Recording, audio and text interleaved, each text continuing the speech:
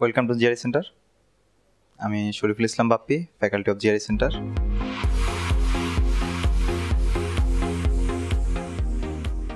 আমি আজকে আপনাদেরকে দেখাবো কীভাবে জিআরই সেন্টারের এক্সটেন্সিভ যে রিসোর্সগুলো সেগুলো ইউটিলাইজ করে আপনি আপনার হায়ার স্টাডির টাইমলাইনগুলো সাজাতে পারেন। আমাদের অনেকেরই অনেক ইচ্ছা ইউএসএতে হায়ার স্টাডি করা, কারণ ইউএসএর ফিউচার প্রসপেক্টগুলো অনেক ভালো, ফান্ডিং প্রবাবিলিটি অনেক ভালো। তো সেটার জন্য আপনাকে খুব সুন্দর করে আপনার টাইম ফ্রেমগুলো সাজাতে হবে, যাতে আপনি সুন্দর একটা প্রিপারেশন নিয়ে যথাসময়ে অ্যাপ্লাই করতে পারেন। সেজন্যে আমরা চলে যাচ্ছি জিআরই সেন্টারের রিসোর্সের first one, planning for study in USA. এখানে দেখতে পাচ্ছেন আমাদের প্রথম আর্টিকেল, আমেরিকায় উচ্চশিক্ষা ভার্সেস প্রস্তুতির টাইমলাইন। তো আমরা একটু দেখি এটা কীভাবে আপনি ইউটিলাইজ করে আপনি আপনার টাইম ফ্রেমটা সাজাতে পারেন। প্রথমেই আপনার ইউএসএতে যাওয়ার সবচেয়ে প্রথম শর্ত হচ্ছে আপনাকে জিআরই দিতে হবে, যদি আপনি ফুল ফান্ডিং নিয়ে যেতে চান এবং ভালো স্কুলে যেতে চান। সে জিআরই প্রস্তুতি আমরা কিভাবে শুরু করব? মনে রাখবেন, আপনি যদি 2016 ফলে অ্যাপ্লিকেশন করতে চান, তাহলে 2015 প্রথম দিক থেকে জিআরই প্রিপারেশন শুরু করা আপনার জন্য খুবই ইম্পর্টেন্ট। এমনকি জিআরই প্রিপারেশন আপনার 4 থেকে 5 মাস অ্যাটলিস্ট নিতেই হবে। সো জিআরই প্রিপারেশন ধরে নিলে আপনি 2015 জানুয়ারি থেকে শুরু করলেন। আপনার জিআরই প্রস্তুতি কীভাবে প্রস্তুতি নেবেন, এই আর্টিকেল পড়ে আপনি অনেক আইডিয়া পাবেন। আমি আপনাকে একটু ব্রিফলি আপনাদেরকে আইডিয়াগুলো দিয়ে দিচ্ছি। জিআরই প্রিপারেশনের কিছুদিন পর আপনি কিছু মডেল টেস্ট দিবেন। মনে রাখবেন, অনলাইনে অনেক মডেল টেস্ট পাওয়া যায়, সেগুলো খুব একটা রিলায়েবল না। এগুলোর মাঝে পাওয়ার প্রেপ ভার্সন 2 এর যে 2টা মডেল টেস্ট আছে, এগুলো রিলায়েবল, এবং এর বাইরে আপনি ম্যানহাটনের পেইড অ্যাকাউন্ট পাবেন। সেক্ষেত্রে ম্যানহাটনের একটা পেইড অ্যাকাউন্ট কিনে নিতে পারেন, অথবা জিআরই সেন্টারের থ্রুতে আপনি ম্যানহাটনের 6টি মডেল টেস্ট এখানে এসে দিতে পারবেন। তারপর হচ্ছে জিআরই রেজিস্ট্রেশন। আপনি যখন মনে করবেন আপনি মোটামুটি প্রিপেয়ার্ড আপনার জিআরই এর জন্য, আপনি ডিসেন্ট স্কোর পাবেন, তখন আপনি একটা নির্দিষ্ট সময় পর জিআরই রেজিস্ট্রেশন করে ফেলবেন। মনে রাখবেন, বাংলাদেশের জিআরইর জন্য ভেন্যু এবং আসন সংখ্যা খুবই সীমিত, সো আপনাকে আগে থেকেই জিআরই রেজিস্ট্রেশনটা করে নিতে হবে। ফাইনালি জিআরই মডেল টেস্ট দ্বিতীয় ধাপ।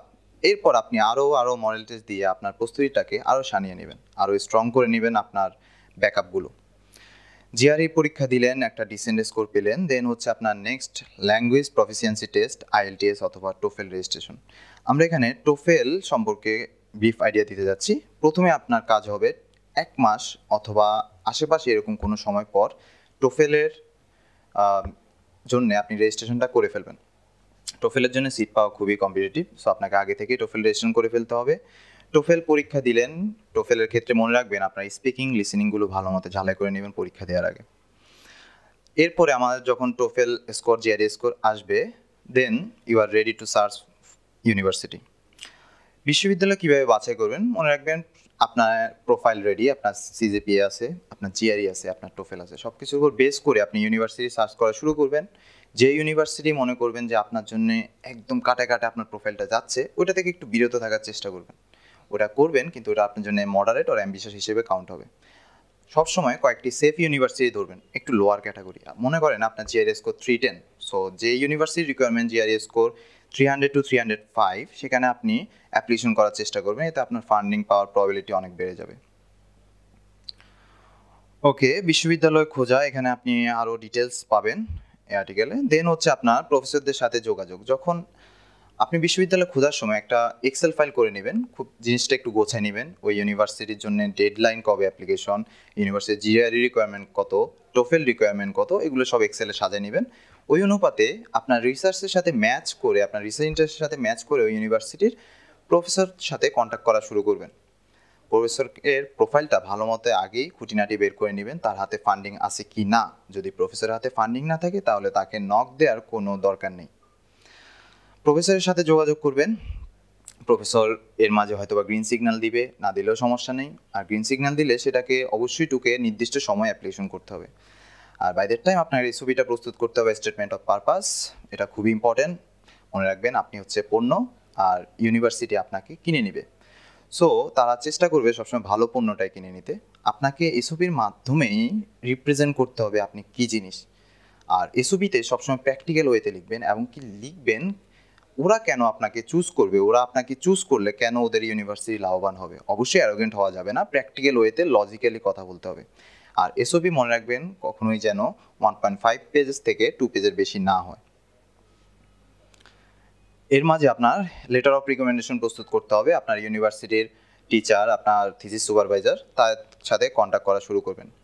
ম্যাক্সিমাম ইউনিভার্সিটির লেটার অফ রিকোয়ারমেন্ট হচ্ছে 3টা, অনেক ক্ষেত্রে মাস্টার্সের জন্য 2টা চায়। সো আপনি 4-5 জন প্রফেসরের সাথে কন্ট্যাক্ট শুরু করবেন, আর এর মাঝে যাতে আপনার থিসিস সুপারভাইজার থাকে, এটা অবশ্যই অনেক ইম্পর্টেন্ট, কারণ আপনি ফান্ডিংয়ের জন্য ট্রাই করবেন এবং ফান্ডিংটা আপনার পাওয়ার পসিবিলিটি হচ্ছে রিসার্চ এক্সটেনশিপ হিসেবে। সো আপনি আন্ডারগ্রেডে যার সাথে রিসার্চ করছেন তার থেকে রিকমেন্ডেশন নেওয়া খুবই ম্যান্ডেটরি। দেন আপনার বিশ্ববিদ্যালয়ে আবেদন করবেন, অনলাইনে অ্যাকাউন্ট করে বিশ্ববিদ্যালয়ের আবেদন শুরু করবেন। পাশাপাশি হার্ড কপি যদি চায় university, maximum university hard copy চায়, তো আপনার হার্ড কপিগুলো পাঠিয়ে দিবেন। ট্রান্সক্রিপ্ট, সার্টিফিকেট, যা যা প্রয়োজনীয় জিনিস সব কুরিয়ার করে আপনাকে পাঠিয়ে দিবেন। সেই কুরিয়ারটা আপনি অনেকভাবে করতে পারবেন, ইভেন আপনার জিআরই সেন্টার থ্রুতে আপনি কুরিয়ার সার্ভিসটা নিতে পারেন। দেন আপনার জানুয়ারি থেকে এপ্রিল এর মাঝে আপনার অ্যাডমিশন অফারগুলো চলে আসবে আস্তে আস্তে করে। কখনোই ঘাবড়ানোর কিছু নেই, জাস্ট ওয়েট করুন এবং কি চেক করুন আপনার সব অ্যাপ্লিকেশনের সব প্যাকেজগুলো যথাসময়ে সঠিক জায়গায় পৌঁছেছে কিনা। আপনি টু ডু লিস্টে কোনো কিছু পেন্ডিং আছে কিনা সেটা একটু দেখে নিন। অনেক ক্ষেত্রে আমরা অ্যাপ্লিকেশন করে বসে থাকি, কিন্তু আমাদের অ্যাপ্লিকেশনটা পেন্ডিং থাকে কোনো কিছু মিসিংয়ের কারণে, সেগুলো একটু খোঁজখবর রাখবেন। দেন এর মাঝে আপনার অ্যাডমিশনের সাথে ফান্ডিং অফারও হয়তো বা চলে আসবে। ফান্ডিং অফার চলে আসলে যদি আপনি ফুল ফান্ডেড হয়ে যান, তাহলে I-20 ওরা ইস্যু করে পাঠিয়ে দেবে আপনার রিকোয়েস্টের পর। যদি ফুল ফান্ডেড না হন, পার্শিয়ালি ফান্ডেড হন অথবা ফান্ডেড না হন, সেক্ষেত্রে ওই অনুপাতে আপনার ব্যাংক সলভেন্সি শো করতে হবে। যখন আপনি সুন্দর ব্যাংক সলভেন্সি শো করবেন, তখন আপনার I-20 ওরা ইস্যু করে আপনাকে পাঠাবে। এইটাই I-20 হচ্ছে আপনার ইউএসএ যাওয়ার টিকিট। I-20 যখন আপনি I-20 পাবেন, তখন আপনি ভিসার জন্য অ্যাপ্লিকেশন শুরু করবেন।